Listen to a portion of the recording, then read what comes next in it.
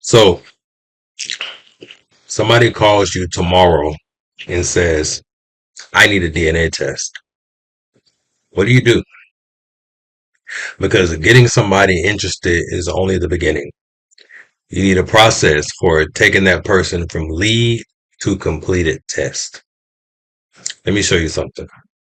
All right, so this is the DNA testing business process from first contact to results. First, I need you to understand what they're trying to accomplish. What type of relationship are we testing? Do they need legal results or peace of mind? Who needs to be tested? Where are the participants located? When do they need the test? Once I understand the situation, I can determine the appropriate test, explain the price, and move them toward payment and scheduling. So take a look at this chart here.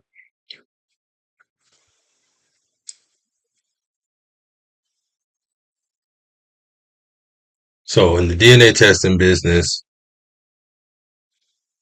process, the first thing you'll notice, the first thing that has to happen is someone contacts you for a DNA test.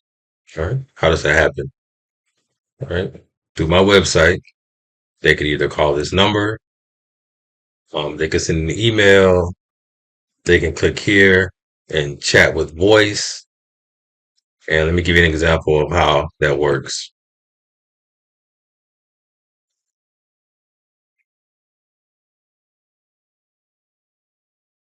Thank you for calling ProDNA Lab. This is Ava. I'm here to help you with any questions you have about DNA testing.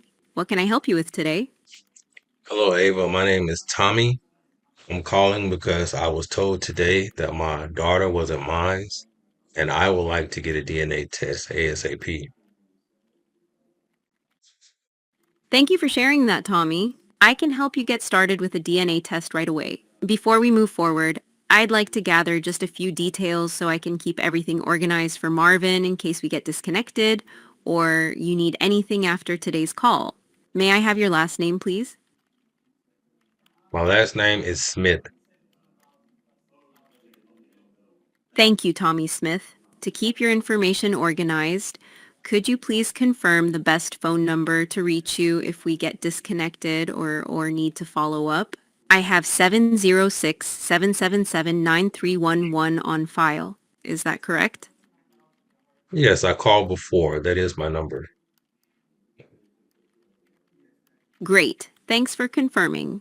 Could you please provide your email address so we can send you the appointment details and confirmation? Your email is only used for appointment information, nothing else.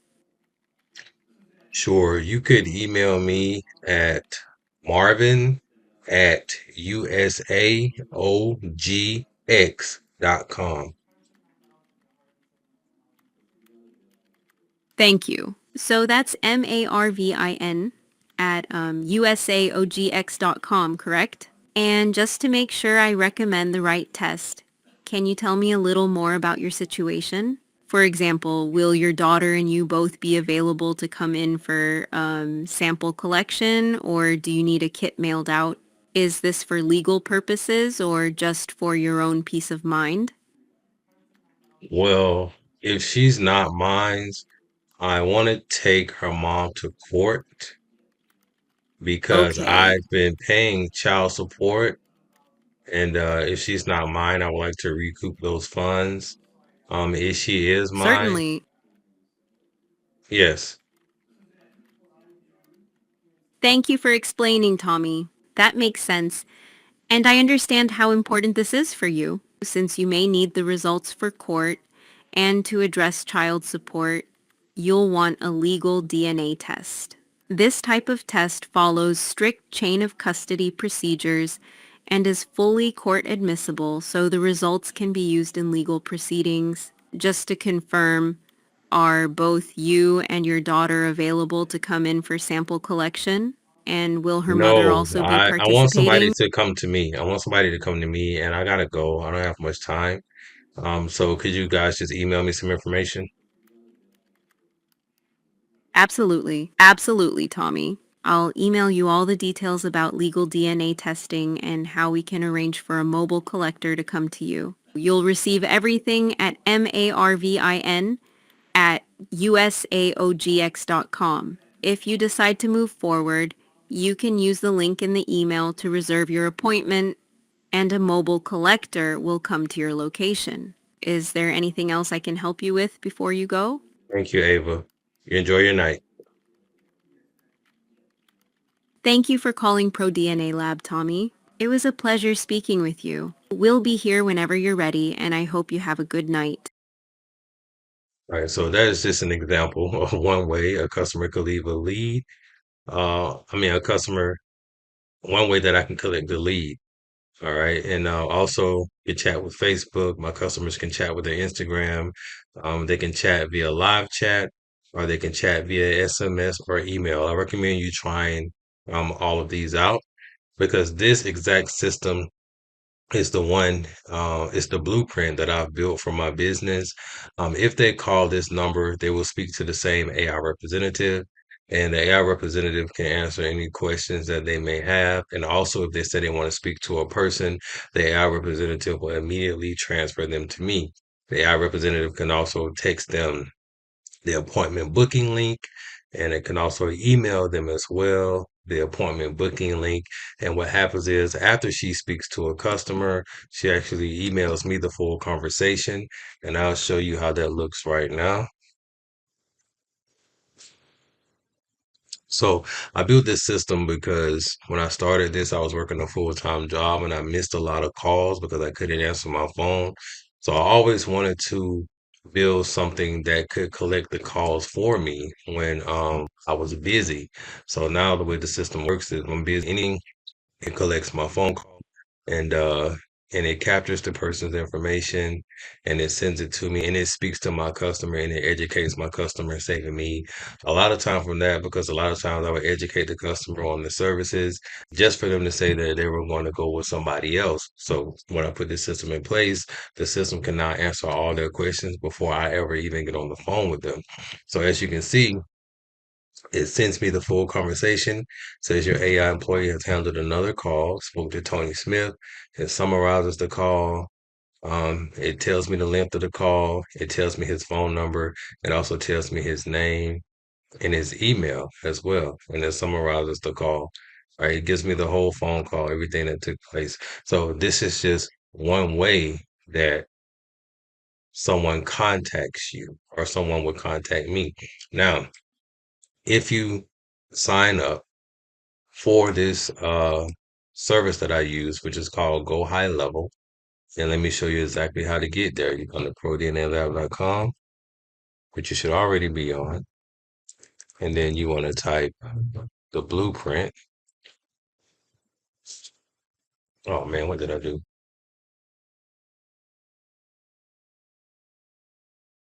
prodnalab.com/the blueprint.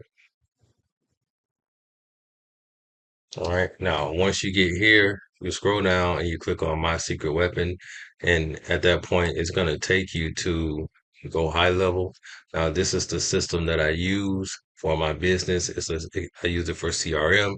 I use it for marketing. I use it for collecting um, my customers' information, storing their information, sending messages to them, sending emails to them. It does everything. Building the AI representative. So I've built the blueprint already, which is what you're seeing on my website, with the chat representative, the customer text back. Let's say if a customer calls this number and I don't answer the phone, or the rep doesn't answer the phone, or they call and hang up, then the AI rep will text them back and it'll basically let them know, hey, we noticed we missed your call. Here's a booking link if you would like to go ahead and book your test. So it's very informative and useful tool. And when you sign up with me, I actually take this whole system that I've built. When you sign up using my link, I'll take my whole system and I will install it onto your website, or your landing page because it builds your websites, it builds your landing page just from a simple prompt. So I give you the prompt to help you build your landing page or your website, and then I'll transfer my full system over to your site. So you'll have everything that I have here to give you a head start with your DNA testing business. So again, that is just the first step. Someone contacts you needing a DNA test, right? After that, I gotta sneeze, sorry. After that, you have to qualify the person, right? So you gather details, understand their needs, and confirm the right test, right? So what I would do at that point is now I will call Tommy myself. And then once I call Tommy, I'm going to qualify Tommy. I'm going to look over this text right here and find out exactly what Tommy needs and what he wanted and what he spoke to Ava about. Now, another way for a customer to contact me before I go too far is a lead form. If they click on book your test now, all right, it brings them to the start your appointment request page. All right, once they get here, they can click on start your appointment request and it will take them down to form. It'll take them to the form. And on this form, right, they will enter their name, their phone number, the type of DNA test that they are requesting, their preferred appointment time, preferred contact time, and then they can opt in for text messages because they have to do this in order for your website to send them a text message. All right. So that is now with this particular form, once they submit this form, then I also get this form as an email. So let me show you how that will look on this side over here.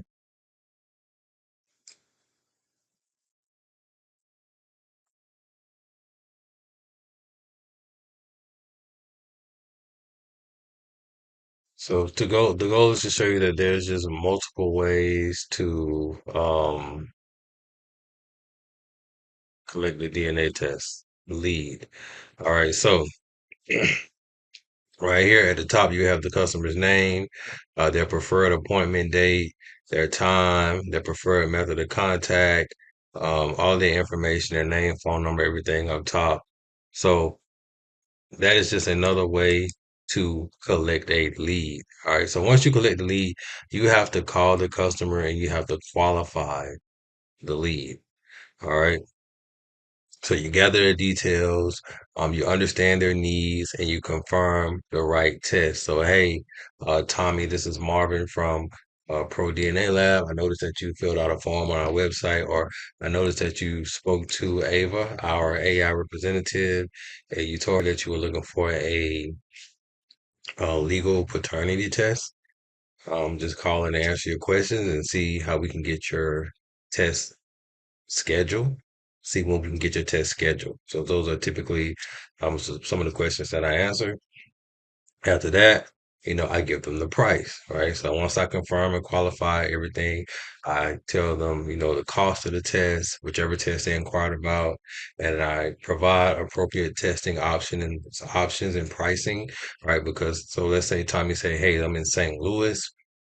I'm not going to travel to St. Louis myself, so I'll go into the portal and I will find a specimen collector that is in St. Louis. I will call them and find out how much they charge me to collect that sample, and then I'll make sure that that cost is included into the price that I'm going to give Tommy for this test. Once Tommy agrees to the price, then I'll send him over an invoice to collect the payment, and I generally make the invoice in PayPal. So I'll collect the payment or deposit to secure the appointment. Once they make that payment, then I'll log into the portal and I will create their case. Right. And once I create the case, it's going to give me a case number. Once I get that case number, I'll typically text that over to my customer and say, here's your case number.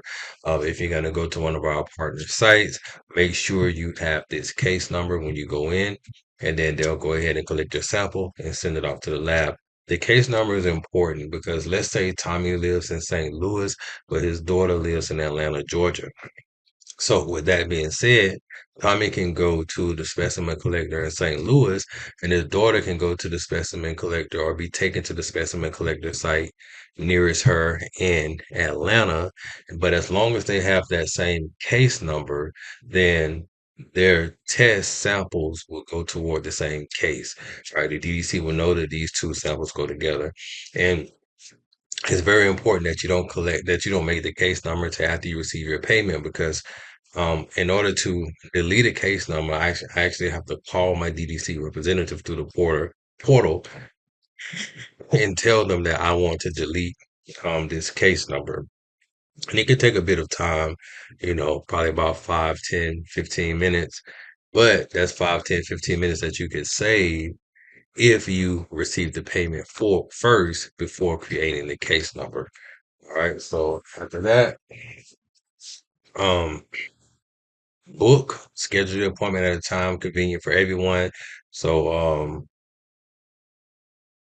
I actually get that information together before I make the payment.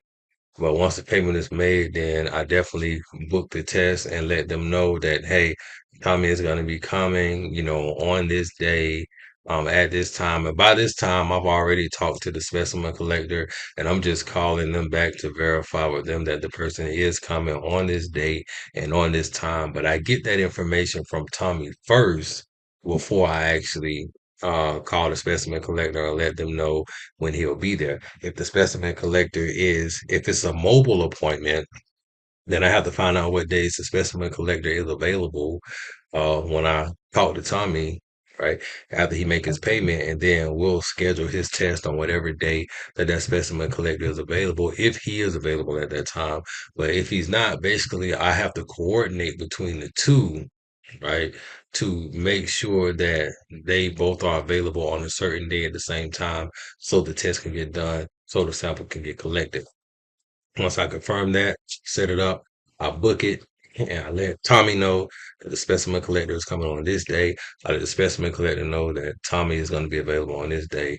Everything comes together. Specimen collector goes to collect the sample, sends it to the lab. Oh, get ahead of myself. Then the collection. All right. So specimen collector then collects the samples, uses proper ID, paperwork, and chain of custody. Remember, if it's a legal test, they have to fill out the chain of custody form. All right. So if the specimen collector has kits on hand, 9 times out of 10. Um, they may have this chain of custody form, but what I typically do is in the portal, I'll download it, and you'll notice whenever you create a case, it puts the person's name and their information already in the form. I just download that form and then I'll as a PDF and then I'll email it over to that specimen collector. They'll print it out and then they'll take it with them whenever they go and do that test. If I'm going to do the test myself, once I get the payment and collect the sample, I'll print the form out. I'll put it in my packet or information that I'm taking with me, my duffel bag, and then I will go and then I will go and collect the sample. And I will get the proper ID. I have the customer to show their ID. Make sure we fill out the proper paperwork in the chain of custody form, and I collect the samples. After that, we send the samples to the lab for analysis and testing. All right. So that's where we put the samples in the FedEx envelope. We put the label on the envelope, take it to the nearest FedEx, and drop it off so it can be on its way to the lab. And then it takes the lab with the 2 day shipping, about 2 days to get the samples. It takes them an additional 2 to 3 days to process the samples. So I tell customers it takes 2 to 5 days to get the results. And then once the results come back, we receive the results and we deliver them according to the process. So a customer may say they want the results delivered by mail, they want it delivered by phone. However, the customers want the results delivered, then we deliver the results that way once we get the results. And that's it, So that gives us a professional process, accurate results, and satisfied clients. All right. And so and please learn from my mistakes. If you're traveling, figure out your travel fee before you quote the final price. Once I forgot to properly account for mileage on a collection, and it ended up turning a trip into a Bucky's adventure. And you can see that video on my website. I mean, I'm sorry, on my YouTube. So it's a funny story afterward, but it's not the best pricing strategy. But I typically like to go and collect the samples myself, but you have to charge for mileage. That test was in Atlanta, well, a little bit outside of Atlanta. So I should have charged like maybe like an extra 70 to $100 for that test, but I did not. So but I still drove to go and do the test and made it a road trip. I still made a profit from the test. It was just less than what I would have originally made if I would have charged mileage for the test. And so once they paid and booked, I want confirmation. I want the customer to know where they're going and when they're going and what they need to bring and what happens next. All right. So that is the end of getting customers booked and handling their needs. In the next chapter, we're going to focus on websites, forms, pricing, and scheduling.